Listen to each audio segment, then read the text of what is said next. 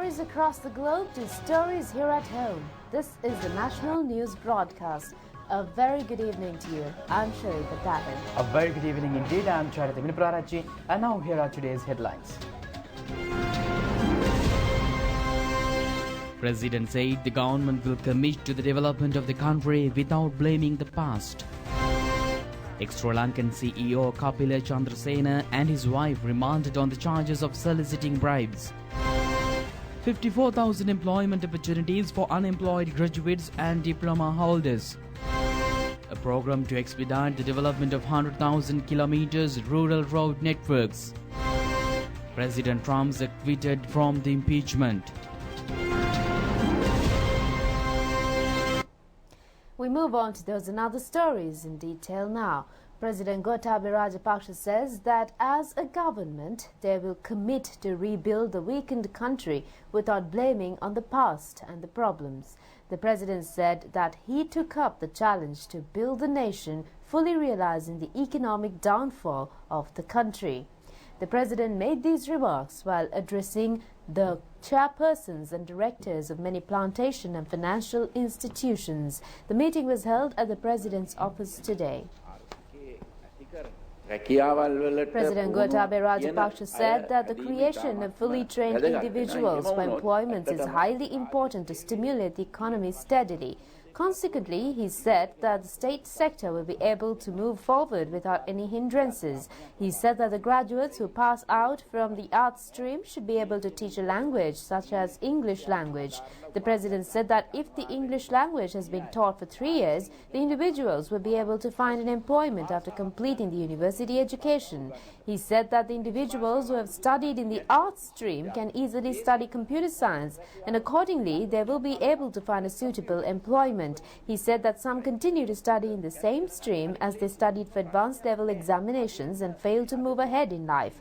The president said that with the change in the present system, the student graduating from the universities should be able to brighten their future. However, he said that this concern is the main challenge before them.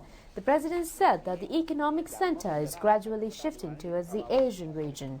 He said that the country should gain the maximum from this valuable opportunity. He said that the task to take the country forward by making these changes is not difficult. These efforts have been undertaken to include professionals into the public service from the beginning to stand before these challenges. He mentioned that he expects all will face these challenges successfully. ඇති කරලා නැවතත් රට ඉදිරියට ගෙනියන එක අමාරු කාර්යයක් නෙවෙයි. අභියෝගයක් වුණාට ඒක කරන්නට පුළුවන්. දැන් ඒක කිරීමට හින්දා තමයි අපි මුල ඉඳලා වෘත්තිකයන් අපේ රටේ ඉන්න රාජ්‍ය පාලනයට පුළුවන් තරම් ඇතුළත් කරගන්නට මම උත්සාහ කරන්නේ. මෙන්න මේ තැනට අපි ඉදිරියට යන්න. ඉතින් මේක තමුන්නාන්සලා ඒ අභියෝගය බාරගෙන සාර්ථකව ඉටු කරයි කියලා බලාපොරොත්තු වෙනවා. Exchange of opinions and views for the development of the economy was also carried out during the meeting. President's Secretary Dr. P.B. Jayasundara, advisor to the President Lalith Weeratunga, were present on this occasion. And meanwhile, former Chief Executive Officer Kapila Chandrasena and his wife Priyanka Niyomali Vijayanayake were remanded till February 19th. The relevant order was issued today when the suspects were produced before the Colombo Chief Magistrate, Colombo Fort Magistrate Ranka Disanayake. They were taken into custody on the charges of money laundering for soliciting a bribe of $2 million in the deal to purchase Airbus-type aircraft for Sri Lankan Airlines. According to the instructions directed by the Attorney General to the Criminal Investigation Department, the Colombo Fort Magistrate issued the relevant arrest warrants on the suspects recently. Former Chief Executive Officer Kapila Chandrasena and his wife Priyanka Niyomali Vijayanayake surrendered to the CID this morning. Statements have been recorded from the suspects after taking them into custody. Then both the suspects were produced before the Colombo Magistrate. After the hearing, the Colombo Fort Magistrate remanded the suspect till February 19th.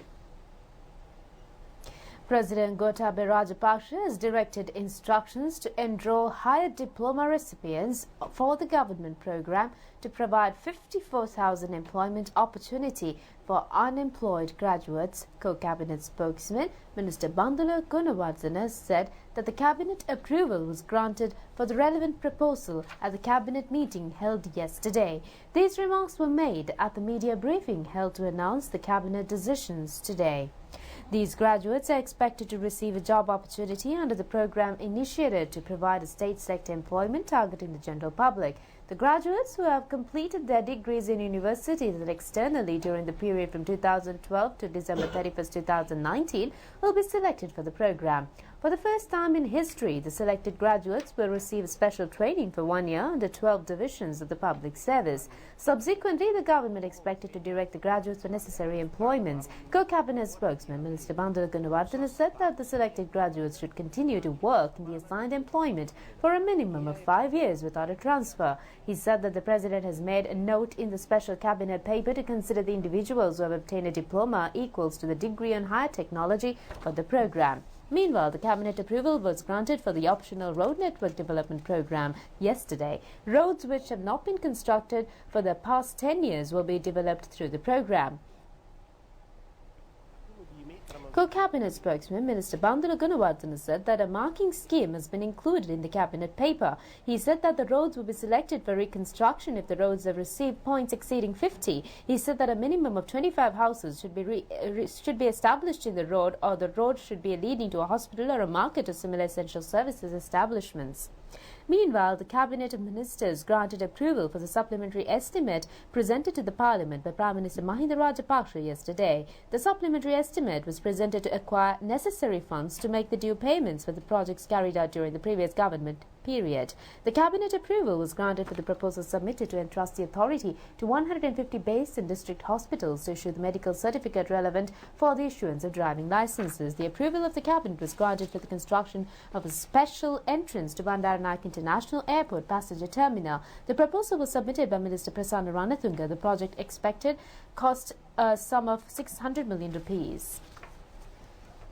And the Presidential Secretariat says that the acceptance of applications under the program to recruit unemployed graduates and diploma holders for state sector employments will be concluded on February 14th. The Presidential Secretariat has indicated that the duly-filled application forms should be sent through Speed Post Courier Service of the Sri Lanka Postal Services Department. The necessary applications can be acquired from the www.presidentsoffice.lk website. The certificate of the degree or the diploma and the photocopies of the result sheet should be certified as true copies by a justice of peace or an attorney at law. The Presidential Secretariat has requested the applications to send the applications to the address the program to recruit unemployed graduates and diploma holders for state sector employments 2020 Institutional Management and Coordination Division, Presidential Secretariat, Goldface, Colombo 1. Chief Whip of the Government Party, Minister Johnston Fernandez, says that the program to provide 1 million job opportunities initiated during the previous government period has not been implemented. Addressing the Parliament today, he said that no record has been made on this regard. Minister Johnston Fernandez made these remarks while responding to a question raised by parliamentarian Udaya Gammampila.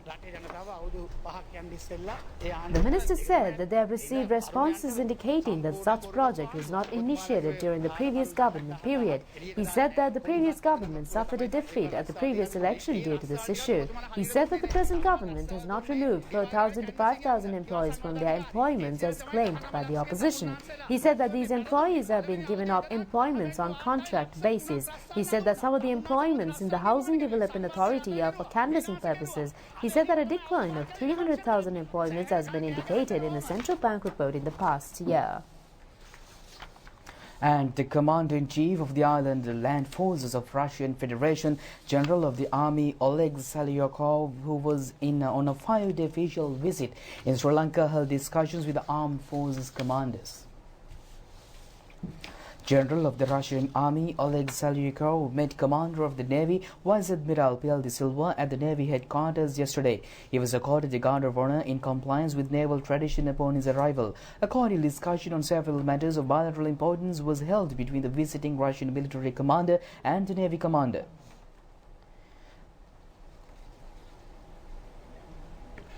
The farmer communities have appreciated the government's move to allocate a price rate of 50 rupees for a kilogram of paddy at the required quality standards. The government has allocated a sum of 100,000 billion rupees for the paddy purchasing process.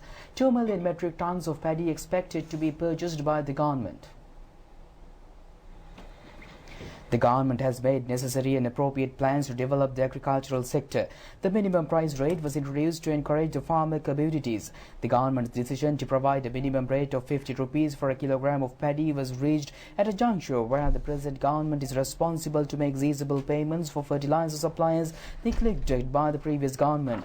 The previous government purchased 1 kilogram of samba paddy for a minimum price of 41 rupees. While providing a minimum rate of 38 rupees for Naj paddy. However, the present government has taken steps to purchase a kilogram of any type of paddy at a minimum rate of 50 rupees from January 27th. The harvesting season has begun and paddy purchasing in Bolativ district has been commenced in 8 places. Paddy harvesting in Polonnaruwa district set to commence in 3 weeks. District Secretary Pantu Kabewardena said that 50,000 metric tons of paddy said to be purchased in the district. The President has instructed the relevant authorities that the entire public service should act in an exemplary and dedicated manner in the paddy purchasing process with the assistance of the tri-forces. Welcome back, and we move on with news here at home.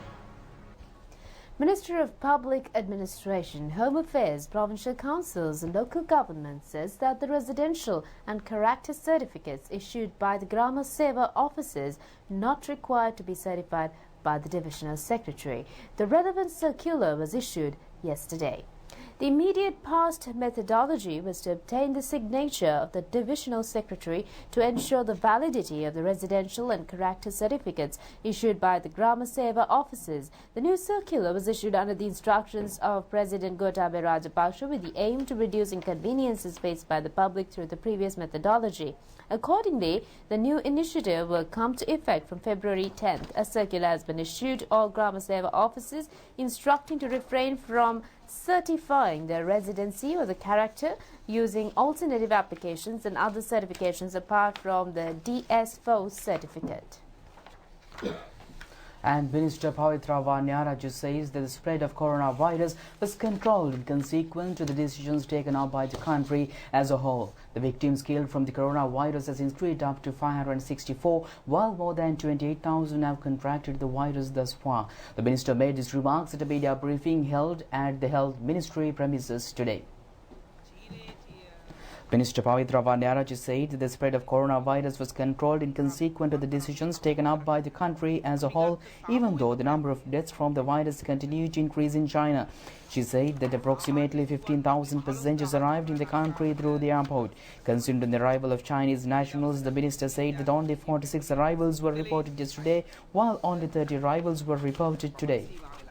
Every day morning they used to have an update on coronavirus. I must say clearly that WHO really commended China for their efforts to contain the disease. That is the primary thing. But unless they did so, actually this disease would have spread very badly. But of course, the WHO doesn't generally discuss, the operations in individual countries. And also, mind you, this was not a workshop on coronavirus. This is the executive board of the World Health Organization, which we expect next 2 weeks the number of patients to still further go up in China.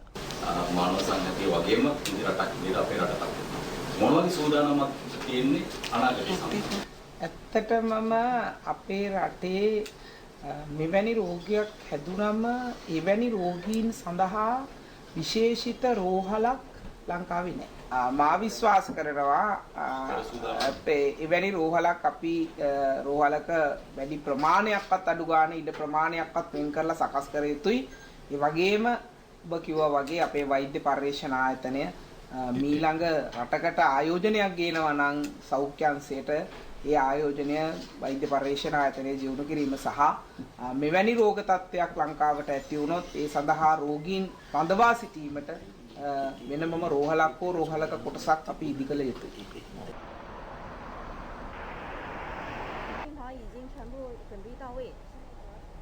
Continuing on the same note, the spread of coronavirus in mainland China and over 24 countries is alarming health experts. Now let's take a look at how individuals can protect themselves from the novel coronavirus outbreak. Wearing face masks, washing your hands. How do you really protect yourself against coronavirus? This is what the world's top health agencies are saying. First, know the symptoms. According to Britain's National Health Service, America's Centre for Disease Control and the World Health Organization, symptoms can range from a mild cough to severe fever and difficulty breathing. But the exact way the virus is transmitted is currently unknown. Similar diseases are usually spread through droplets in the air from sneezing or coughing. Contact with a contaminated object can also spread infection. So what about prevention? There's currently no available vaccine or treatment, although China's health ministry believes some HIV drugs may have an effect. So the best protection is to avoid exposure in the first place. The CDC says that face masks are not necessary for the general public. The World Health Organization says that although masks can curb the spread of the disease, they are not required, and it's important to know that the mask's usefulness is limited. This means using masks only if you're already sick and have symptoms to avoid spreading the virus to others. The WHO also says they can be used if you're in close proximity to someone ill, such as caring for a loved one. But be careful about how you dispose of used masks. Whether you choose to wear one or not, your best bet is to practice good general hygiene according to the experts. Wash your hands with warm water, disinfect surfaces, and keep a safe distance from sick people. If you do show symptoms, seek medical care as soon as possible. So who is most at risk? So far, researchers say those with pre-existing medical conditions and the elderly are most vulnerable to severe illness from the virus. The WHO says particularly those with respiratory problems.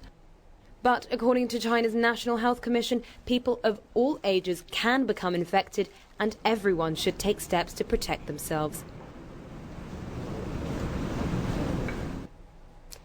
In the meantime, Chief of the Air Staff of the Pakistan Air Force, Air Chief Marshal Mujahid Anwar Khan, arrived in Sri Lanka for an official tour yesterday. The Pakistan Air Chief, along with their entourage, were received at the Bandar Naik International Airport. Commander of Sri Lanka Air Force, Air Marshal Sumangala Dias. The Chief of the Air Staff of the Pakistan Air Force called on the Commander of the Air Force, Air Marshal Sumangala Dias, this morning. The meeting was held at the Air Force headquarters. The visiting Commander-in-Chief was received by Air Vice Marshal C.B. Lebroy, and Pakistan Chief of Air Staff was accorded a Guard of Honor by the SLAF Colour Wing. The Commander of the Air Force was engaged in a cordial discussion with the visiting Commander-in-Chief on matters of bilateral interest. Air Chief Marshal Mujahid Anwar Khan was then introduced to the Chief of Staff, Air Vice Marshal Sudarshana Patirana, and to the members of the Air Force Board of Management. Afterwards, the two chiefs engaged mementos to mark this historical visit, and Air Chief Marshal Mujahid Anwar Khan also made a note in the visitor's book as well. And a Buddhist religious ceremony was held yesterday to invoke blessings for the people who were killed after contracting the novel coronavirus. The religious ceremony was held at the Abhyarame temple in Narahempita. The Padi Puja religious rite was held under the guidance of Venerable Buddha Ananda Thera. Prime Minister Mahinda Rajapaksa and Ambassador of China in Sri Lanka, Chen Xiang, participated in the ceremony. One of the objectives of the religious ceremony was to wish speed recovery for the victims who have been contracted with the coronavirus. Devotees and Chinese nationals residing in the country attended the event.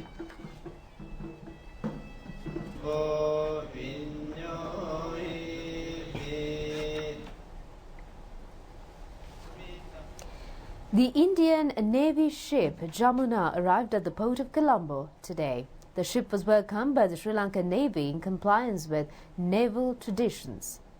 The ship is scheduled to undertake a hydrographic survey from Colombo to Goa. Meanwhile, a group of officers headed by Commanding Officer of the ship, Captain Hardas, called on Commander Western Naval Area Rear Admiral Sumit Veerasinghe at the Western Naval Command headquarters. They held a cordial discussion on several matters of bilateral importance and engaged mementos to mark the significance of this occasion.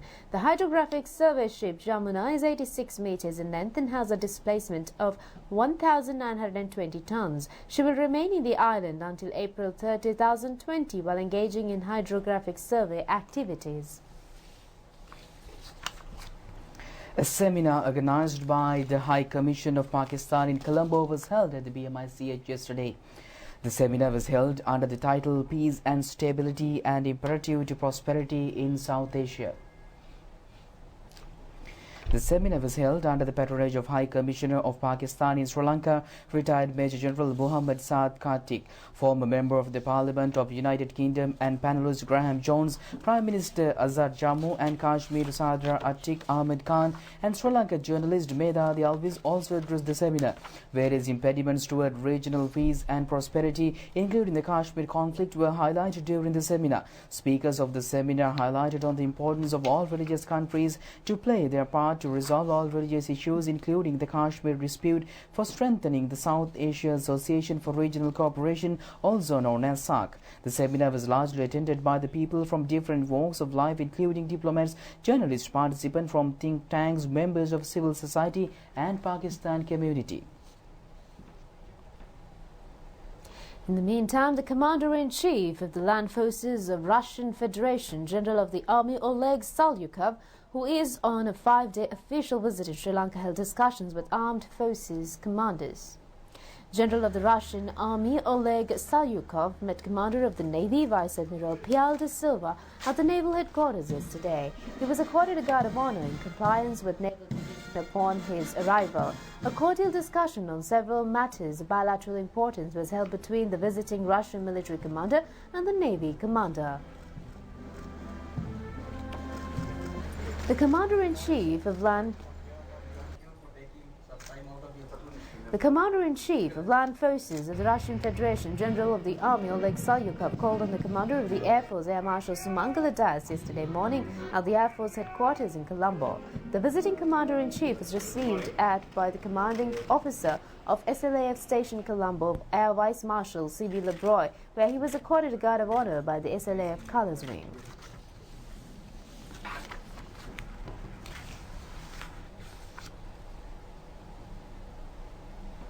And a large contingent of Chinese nationals among many foreign nationals in the country involved in country's development projects. However, a wrong impression has been surfaced on social media and among public over the Chinese nationals in the country with the global outbreak of the novel coronavirus. A production of team of the national television was engaged in a visit to the largest development project site, inquired on this regard.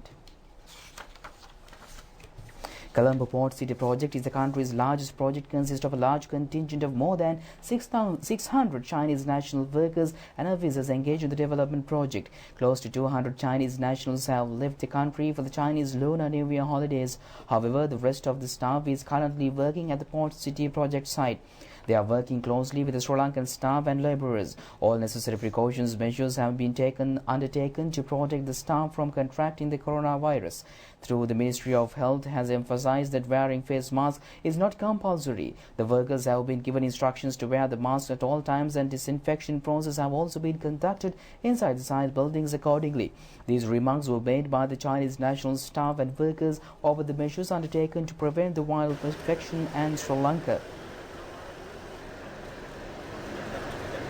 I like Sri Lanka. I've already been here about more than 3 years. Beautiful country. I feel Sri Lanka also a very safe place. I travel to the outside the Colombo, but not outside the Sri Lanka, because I think for this situation, I think Sri Lanka is very safe. There has no virus. All our laborers and our staff we already make record for all of person. If you are not including for our site, our Colombo Port City, we are not allowed to come into our site. I think there hasn't been any delay or any effect with our works. All of us are protected by the leaders from our Chinese embassy in Sri Lanka and also our company's instruments. The end of January, so some staffs come back to China, and also